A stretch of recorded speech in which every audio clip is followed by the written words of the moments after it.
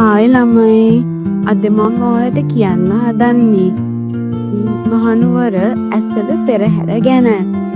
ඔන්න අපි ටිකක් දවල් වෙන්න තමයි නුවරට ගියේ. ඉස්සෙල්ලම මාලිගාව පැඳලා අලි බලන්න ගියා. ඉන්කෙදී හවස යාලට කරන්න තියෙන කර්තව්‍ය වෙනුවෙන් එයාලා ලකලෑස්ති වෙන ගමනුයි ඉඳියේ.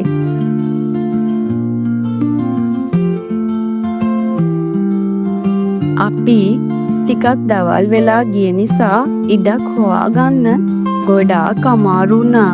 අන්තිමට කොහොම හරි ඉඩක් හොයාගෙන තමයි දළදා මාලිගාව බලන්න ආවේ. ඉතින්දී අපිට ලොකු සේෆ්ටි එකක් හම්බුණා. ඊට පස්සේ අපි වාඩි වෙලා ඉන්න තැනට ආවා. එතෙන්දී එක පාසල් නියෝජනය කරමින් මහනුවර අපවිත්‍ර කරන්න එපා කියන පණිවිඩේ පරිසර බට කණ්ඩායම් මගින් අපට ලබා දුන්නා.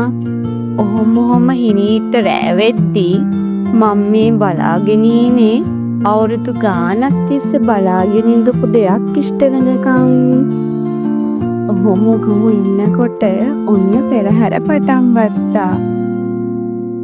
දළදා මාලිගා පෙරහැර ගැන කිව්වොත් ලංකාවේ බෞද්ධ සංස්කෘතිය හා උරුමය කලාත්මකව විදහා දක්වන අතිශය වැදගත් උත්සවයක්. මේක ශ්‍රී ලංකාවේ දළදා වහන්සේට කරන උතුම් පූජාවක් විදිහට සැලකනවා. අද අපි මේ දකින ඇසළ පෙරහැර ආරම්භ වෙන්නේ ඉස්තු වර්ෂ 18 වන සියවසේ මැද භාගයේ තීතුසි රාජසිංහ රජුගේ සමයේදී.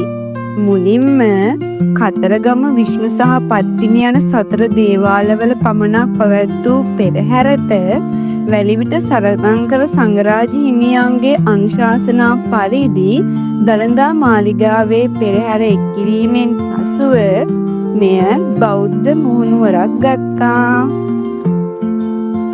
මේ තියෙන්නේ මං පෙරහැරේ බලන්න ආසාවෙන් හිටපු අවස්ථාව. ඒ තමයි දළදා වහන්සේ වැඩම වන අවස්ථාව. මේ වෙලාවේදී හැමෝම තමන් ඉන්න තැනින් නැගිටලා සාදුකාර දෙන්න පටන් ගත්තා.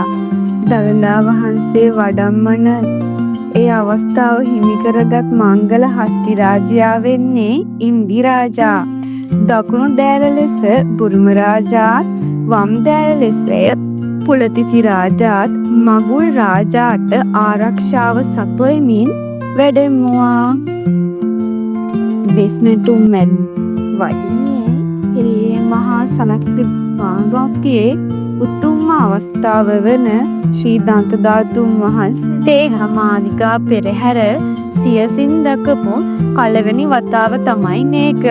මම අහලා තියෙන විදිහට උඩින් උඩුබියනොත් හයට පාවියනුත් දාලා තමයි දළදා වහන්සේ වඩම්මන්නේ. ත්‍රන්දෝලි පෙරහැරේදී උඩට උඩුවියනොත් හයට පාවියනුත් දැන්නේ නැතුව තමයි දළදා වහන්සේ වැඩැම්මුවේ. මං ඒකට හේතුව දන්නේ නැහැ. දන්නේ කෙනෙක් ඉන්නවා නම් මිනිස්සු අස්සාගෙන යන්න. ගොන්දෝලි පෙරහැර අපිට වැදගත් වෙන්නේ බුදුදහම හා බැඳුණු උතුම් පූජාවක් විදිහට සැලකන නිසාත් පෙරහැරට සහභාගී වන සියලු දෙවි දේවතාවුන් උදෙසා කුද පූජ පැවැත්වීමෙන් සහ රටට ජනතාවට ආශිර්වාද ලැබෙන නිසා බව විශ්වාස කරනවා. ඒ වගේම තමයි රන්දෝලි පෙරහැර කියලා කියන්නේ ශ්‍රී ලංකාවේ දේශීය කලාවන් හා සාම්ප්‍රදායන් රැකගෙන ඉදිරියට ගෙන යන ප්‍රධානම සංස්කෘතික අංගයයි.